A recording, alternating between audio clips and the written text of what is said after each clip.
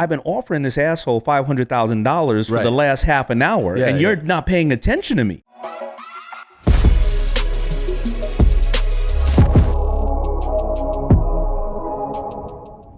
It's a show that shows if you're going to sit there laying on the couch thinking you can't do it and you're seeing other people do it, you go, all right, it's time for me to do it. It's time for me to do it. Yeah. And then it's also the ones you hate people too, because, you know, it also has gotten to the point where you do see I need $400,000 for 2%. And I always say, well, fuck it, why don't you just make it 0%? I mean, we're only 2 points away from zero. Why don't you just give you $400,000, right? Give you a donation, what's wrong man? with you? You know what I mean? You come in here to just get a commercial. You just don't want a deal, right? Right. And so you get that discovery because sometimes they don't want to deal, and you're at home going, "Oh, these person's a savage." But then sometimes, you know, you see it move from the 2 to 15. You go, "Oh, they do." So it's really interesting to try to sniff out that person when they're looking for that money. And it's interesting though too. I think like it's what you're pointing out is that, you know, you guys are all experienced business people. Yeah. You know, and you can see sometimes, you know, you see somebody walk in from your home, you can be like, this person's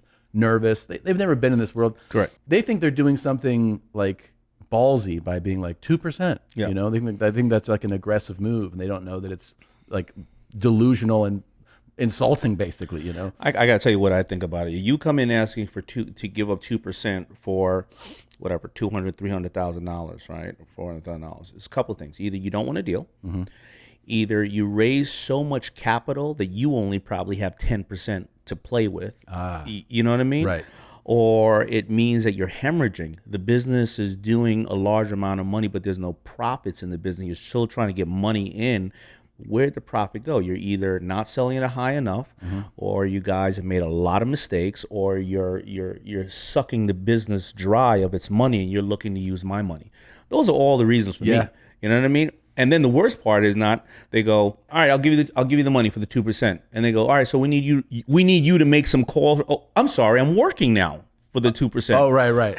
Yeah. If I send my money over to Apple, they don't dust Steve Jobs off and call me and ask me how to fix some shit. Why am I going to give you money and then I got to work for it? No. So, but I don't know you when you come on the show. You've seen me for 13 years, or you at least did your homework and said, let me go over some of this before I walk in the room. Yeah. So you can tell that I get passionate about it because these people are idiots or whatever, but that comes across on the camera when you see us pissed off. Sure. And a lot of times people say to me, Daymond, how dare you? You told somebody, I'm going to give you 10 seconds to make a decision on what you're doing. That pitch was 45 minutes long. I've been offering this asshole $500,000 for the last half an hour, and you're not paying attention to me. Right. I mean, you know. No, I like it. I like you being this fired up. So I actually had an opportunity one time where I'll tell you off camera, a company that is a clothing company, right? A smaller clothing company. And I went to their offices and I really liked their stuff and I liked what they were doing. And they asked me if I wanted to be an investor. And I got excited because, I mean, it's just like that world of like, oh, an investment in a company. I got really excited. So I told my business managers, you know, I think I want to do this. And they go, well, we're going to ask for their, you know, due diligence. And send over. And they sent over all the numbers. And then they basically broke it down, evaluated it for me, and they go, you don't want to do this. And it was a case of them essentially just looking for money to keep things going. Right. And at least they were transparent in what was happening. But I was like, I was all bummed out. I was all excited. This was going to be my. Some people just don't know what they don't know. Yeah. You know, and they think for some reason, a lot of people don't understand money will highlight your weaknesses too. Because if you have a clothing company, but the margins aren't big enough, or you're putting out ads and they're not converting, well, buying more ads, you have more shitty ads that are not converting. Right. You know what I mean? Right. And a lot of people go, well, if I only get this, No, you have to build a community. And don't go and buy more inventory.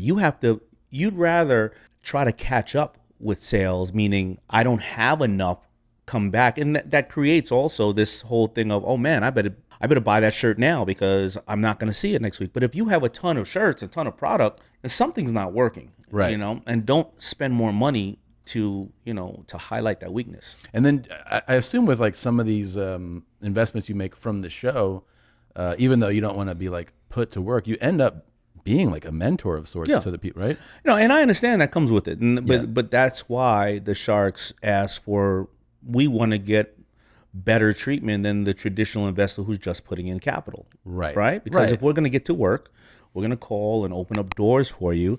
Then why shouldn't we get preferential treatment? For our money. Yeah, you should be rewarded for. Yeah, of course. What Because you're then, delivering for them. why don't I just spend more time on my own damn business? Yeah. So. Yeah. Thanks for watching. I wish you love and power in your life. Make sure you like, make sure you subscribe. Check you later.